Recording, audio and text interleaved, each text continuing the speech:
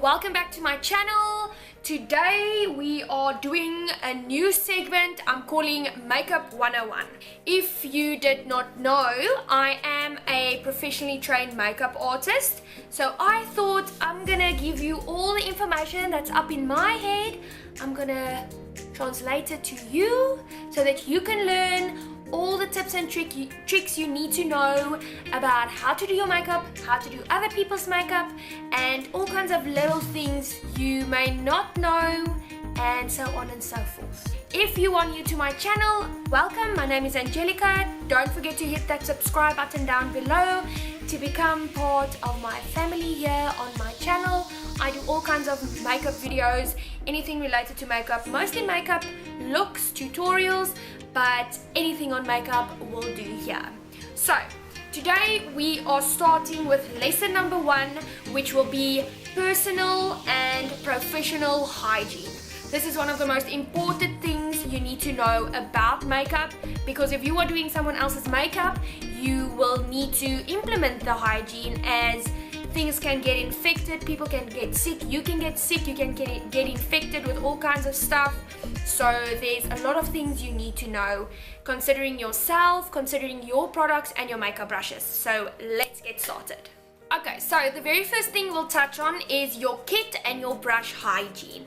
If you don't have a kit and you only use the makeup on yourself, or you use your personal makeup on other people, I'll give you some tips on how to keep it clean and hygienic for when you switch from one client to another. Okay, so the very first thing we're touching on is powder products. Okay, so in terms of powder products, when you do use powders on a client, you normally take your brush and you dip it into the powder product, obviously. So that brush goes on a person's face, and then thereafter you dip back and go again. So what you want to do when cleaning your powder products is you can just take a normal tissue, and this is called shaving. So what you want to do with shaving is you want to take off that first layer of powder before using it on someone else. When doing this, you remove that first layer and you basically clean it like that. I know you get these sprays. It's not an alcohol spray, but it's a powder safe spray you use that you spray on your powder products that will cleanse it. So you do get those. I don't know where you get them though. If you know where I can find them in South Africa, link it in the down bar if you know. Otherwise, what you can do is you just take the tissue and you remove the first layer off that powder product. That way you have a clean layer of powder to work with, which means you've shaved off that first layer. This can be used on baked products, eyeshadow palettes. If you have a loose powder like a face translucent powder, or you get those loose glitters, you can just decant that on a palette and you can use it from there.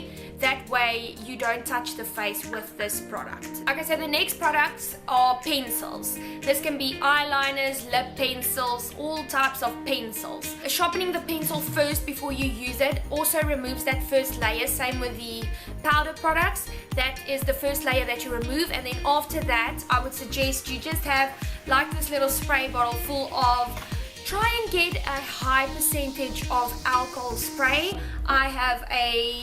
I think this is a 95% alcohol spray, but I know from the pharmacies you can get a 70%, which is totally fine. You can just take your pencil after you sharpen it, you can spray it once or twice with the alcohol and leave it to dry. If you can still smell the alcohol, it is not dry. So just wait for it to dry and then it is ready to use. You can sterilize the pencil also by wiping it with alcohol. So instead of just spraying it, you can spray it and then wipe it on a tissue. That also helps. So to make sure that you know it's safe to use, after you've sprayed it with alcohol, just give it a sniff and see if it is evaporated so that you can use it on your client, and then you are good to go. Okay, so mascara wands. This is one of the, I think, the biggest hygiene issue you get in the business. So a mascara tube is very dark, very moist. Bacteria can grow and fester inside that little bottle. So the key thing here is to have disposable mascara wands. So when you use it on a client, you take out the mascara wand, the one that comes with a bottle, you keep that one side, and then you use your disposable mascara wand, dip it once in and apply it on your client. Do not double dip, because when you dip it after you've used it on that client, those germs will transfer into the bottle.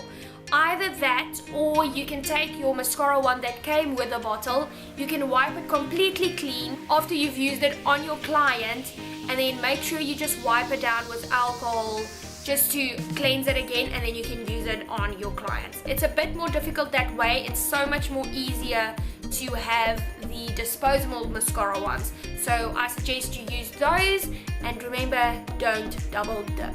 Okay, so the next thing is lipsticks. These are your traditional lipsticks that come in the tubes. Cleaning your lipsticks is quite easy as well. If you use a spatula to decant it and shave off from your lipstick, there's no need to really clean it. Then you just shave it off and use it with a lip brush. But if you are using directly from the tube on your client and applying it, you can also use your alcohol, spray it, and then wipe it off on the tissue, the same with the pencils. That is also very easy, but I prefer to shave off a bit and use a pencil brush to go in and apply that on the client. That way the lipstick doesn't touch the client's lips, and you stay away from the face and everything.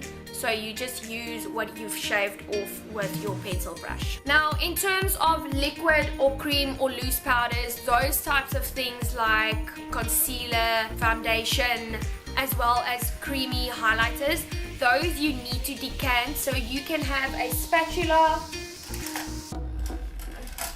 This is what my spatula looks like. You can just use it, shave off a bit from your cream product or your lipstick, and decant that on a spatula, plastic or stainless steel one, and use it from there. That is the easiest way, because cream products, they fester germs very quickly because it's always wet and it's moist. So, oh, I hate that word.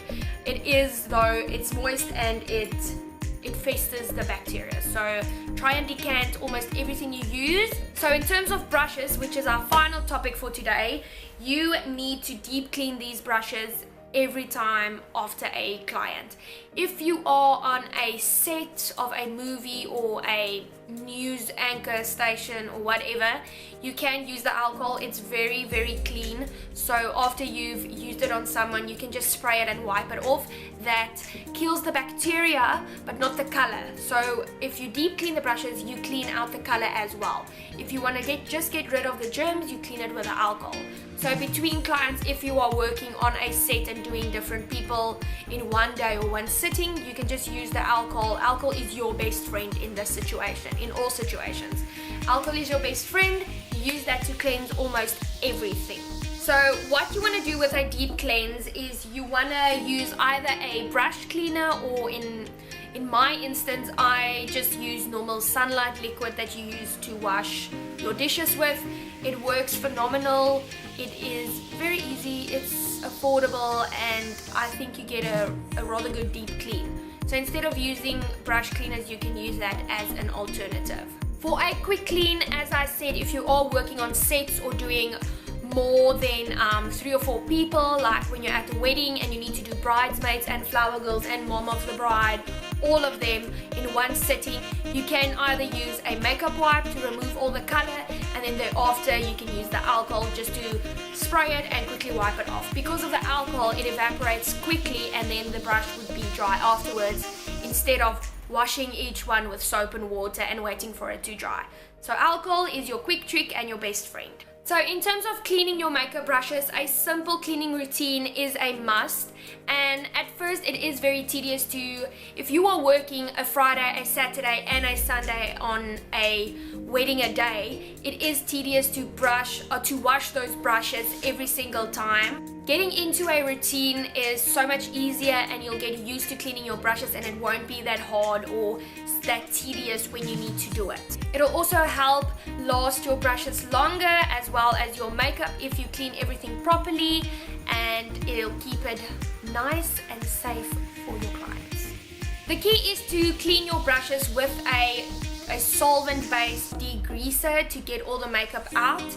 If you don't do that, then the bacteria will still fester in the brushes. Most products do have a sticky formula, so just washing it with water won't get it out. So you need something that degreases the makeup out of the brushes to give it a nice deep clean. So last thing, when you are working in a makeup department for film and television and theater, often you have to work in less than ideal situations or tiny spaces or places that are cramped and full of people and busy. I know with sets it's so much, it's chaos. Everyone needs to always get ready and be ready for their scenes or their call time. So keeping yourself organized and clean is key. Having an organized kit that is stocked up with everything you need helps you stay organized and clean and professional. So that is then the end of our first lesson for this Makeup 101 series on cleaning your products and your brushes. If you are a professional makeup artist, I'm sure you know all these things. If you are just trying out or just starting out and want to do people's makeup professionally and don't want to go train somewhere, I have been trained, but I did do makeup on other people before I got training. So this hopefully helped you out a lot. Like this video if you enjoyed it and found it very helpful. Also, if you are not subscribed, please go and subscribe down below that red little button. I'll appreciate that tremendously.